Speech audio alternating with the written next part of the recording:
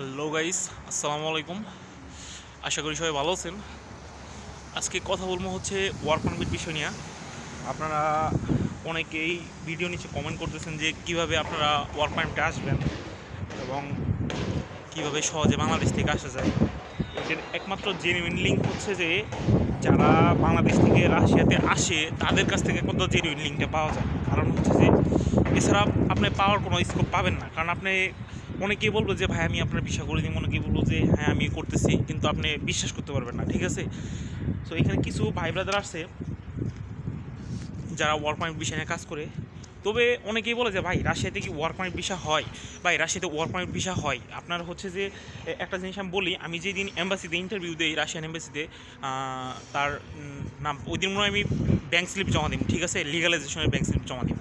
So ওই দিন 15 জনের একটা গ্রুপ ওয়ার্ক পারমিটের তারা ভিসা পাইছিল। 15 জনের জমা দিছে, 15 জনই ভিসা পাইছে ওয়ার্ক পারমিটে, ঠিক আছে। আমার এম্বাসির সামনে যে জার্নিটা ছিল প্রায় 1-1.5 মাস আমি অবস্থান করছি, দেখছি ওয়ার্ক পারমিটে অনেকে ভিসা হয়েছে, ঠিক আছে, এবং কি রাশিয়াতে অলরেডি অনেকে আসছে ওয়ার্ক পারমিটে। সো এখন কাজের কথা হচ্ছে যে আপনার ওয়ার্ক পারমিটে রাশিয়াতে আসবেন কীভাবে এবং কি জেনুইন লিঙ্কটা কত এবং টাকা কত লাগে, ঠিক আছে। আপনাদের আমি সেটাই বলবো। আর টাকা লাগে হচ্ছে যে আপনার আসলে ভাই যদি গোপন কথা বলে দিই অনেকের ব্যবসা বন্ধ হয়ে যাব।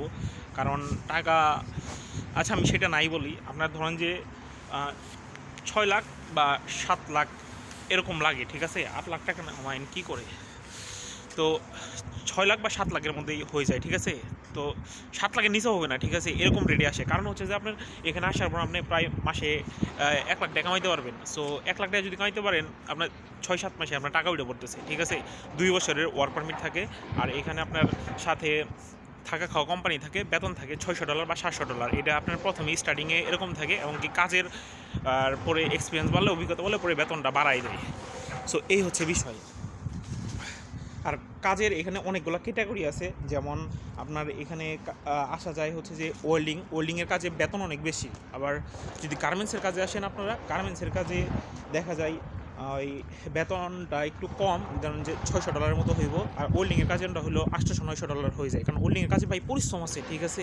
আপনাদের আমি দেখাই উনি, এই যে যেমন আমি একটা জিনিস দেখাই, আমার পিছনে এখানে একটা বিল্ডিংয়ের কাজ চলতেছে। সো এখানে অনেক ওয়েল্ডার কাজ করতেছে, যারা মনে করলেন যে থেকে আসছে, ওই যে মিশর থেকে আসছে, তারপরে উজবেকিস্তান থেকে আসছে, ওরা এসে ওয়েল্ডিংয়ের কাজ করে। এগুলো খুব হার্ড পরিশ্রম। যদি আপনার ওই যে আমি সবসময় সাজেস্ট করি আপনারা যদি পারেন ভাই গার্মেন্টসের কাজে আসেন। কারণ গার্মেন্টসের কাজে আসলে কী হবো, আপনার হচ্ছে যে ওই করতে হবো না, আপনার পাবো না, রোদে পাইবো না, আপনার বৃষ্টিতে পাইবো না, শীতে পাইবো না, রুমের মধ্যে বসে থেকে আপনি কাজ করবেন, সেটা খুব আরামে রিল্যাক্সে কাজ করতে পারবেন। গার্মেন্টসের কী কাজ, গার্মেন্টসে হচ্ছে যে প্লেন মেশিন আছে না, ওই সিঙ্গেল নিডেল লক স্টিক যেটা বলে, ওই প্লেন মেশিন খালি কাপড় দিব আপনি সিলাইবেন, ঠিক আছে। এটাই হচ্ছে গার্মেন্টসের কাজ। আর কিছু কিছু ক্যাটাগরি বিষয় যেমন কনস্ট্রাকশন হেল্পার, আবার ওই যে রাজমিস্ত্রি কিছু কাজ আছে, রাজমিস্ত্রি তো ইংলিশে বলে মেশন। যেমন আরেকটা ক্যাটাগরি সাইড আছে, যেমন রড যে বাধাই করে ওইটারে বলে হচ্ছে স্টিল ফিক্সার। আর এটা হচ্ছে শাটারিং গার্মেন্টার। শাটারিং গার্মেন্টার হচ্ছে যে ওই যখন বাসা ওঠানো হয়, ছাদের ঢালাই দেওয়া হয়, ঢালাই দেওয়ার আগে যে কাঠ দিয়ে যে মানে ফ্রেমটা তৈরি করে, সেটার বলে আর কি শাটারিং গার্মেন্টার, কথা হচ্ছেন। সো এইগুলা কিছু কাজে রাশিয়াতে মূলত লোকজন আসে। কারণ হচ্ছে যে যেমন আমাদের দেশে একটা রাজমিস্ত্রির লেবার নিলে ওরে দিয়ে সব ধরনের কাজ করা হয়, ঠিক আছে, কিন্তু এখানে এটা করে না।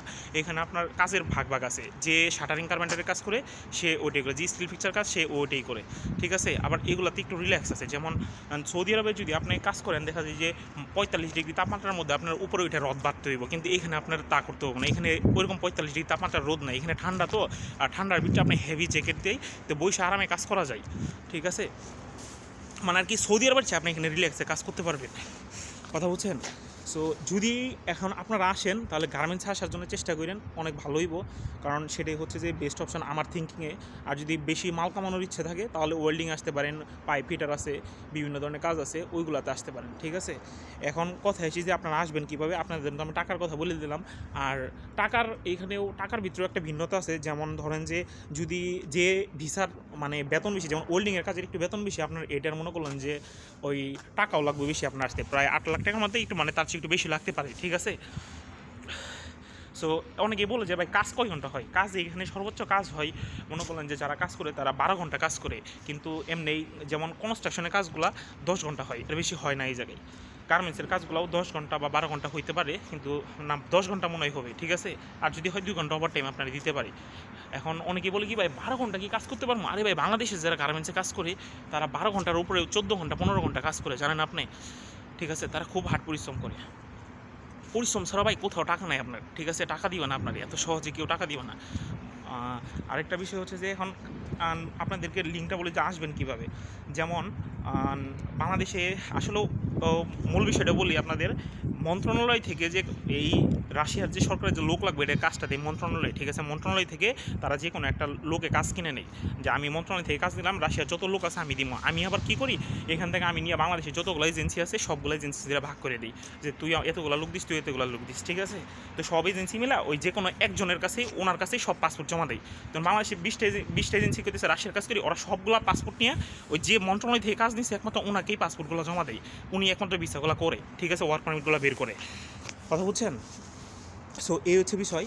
আর তো এখন আপনারা বলতে পারেন যে ভাই ওনার কাছে আমরা যাবো কীভাবে? তো ওনার কাছে তো আপনারা যাইতে পারবেন না, কথা বুঝেন নাই? সো মেন যে লোক আছে তারপরের ধাপ এরকম 2-3টা লাইন পার হওয়ার পর তারপরে হয়তো লোকগুলা পৌঁছায় আর কি, মানে জায়গার মতো পৌঁছায়। সো এখন আপনারা লাইনটা পাবেন হচ্ছে যে ওই, আপনাদের কি বলি এখন, আমি কার কথা বলবো এখন, যে রাশিয়ার কাজগুলো মূলত করে বাংলাদেশে যে মন্ত্রণালয়ে কাজ নেই তার নাম জানি, ঠিক আছে। এখন যদি বলে দিই আমি, তার ব্যবসা বন্ধ হয়ে যাব। যেমন সৌদি আরবের আপনাদের কই, সৌদি আরবের যে ভিসা হয়, মানে অল সৌদি আরব, পুরো সৌদি আরবে যে ভিসাগুলো করে এটা হচ্ছে যে বোম্বে ফারুকটা আপনারা চিনেন কিনা? ওই যে সৌদি আরবের গডফাদার, যত ভিসা হয় সব বোম্বে ফারুকের মাধ্যমে ভিসা হয়। ও ছাড়া কেউ ভিসা করতে পারবে না, কথা বলছেন? তো ওর মাধ্যমে সব বিষয়। যেমন আমি আপনাদের সংক্ষিপ্ততে একটা জিনিস বোঝাই, যে রাশিয়াতে যে স্টুডেন্ট ভিসার ফাইলগুলো হয় ওগুলো হচ্ছে যে প্রত্যেকটা ইউনিভার্সিটি একটা রিপ্রেজেন্টেটিভ আছে। যেমন আমাদের এখানে বনে যে শো আছে, মানান ভাই আছে, এরা হচ্ছে ভার্সিটির রিপ্রেজেন্টেটিভ। যত ফাইল আসবে বনেজে, ঠিক আছে, এগ্রিকালচারে বা আপনার ফরেস্ট্রিতে দিবেন, সব ফাইল ওই ঘুরে ফিরে শো ভাইয়ের কাছে যাবো, মানান ভাইয়ের কাছে যাবো, কথা বলছেন? সো ওয়ার্ক ভিসার ক্ষেত্রে এরকম, আপনার যত ওয়ার্ক পারমিটের ফাইল নিব সব নিয়ে ঘুরে ফিরে যে কোনো একজনের কাছে যাব, কথা বলছেন? তো এইটার ক্ষেত্রে আরেকটা বিষয় হলো যে আপনার পাসপোর্টের লগে অনেকেই 50,000 টাকা নিবে বা 1 লক্ষ টাকা নেই, এরকম টাকা নেই।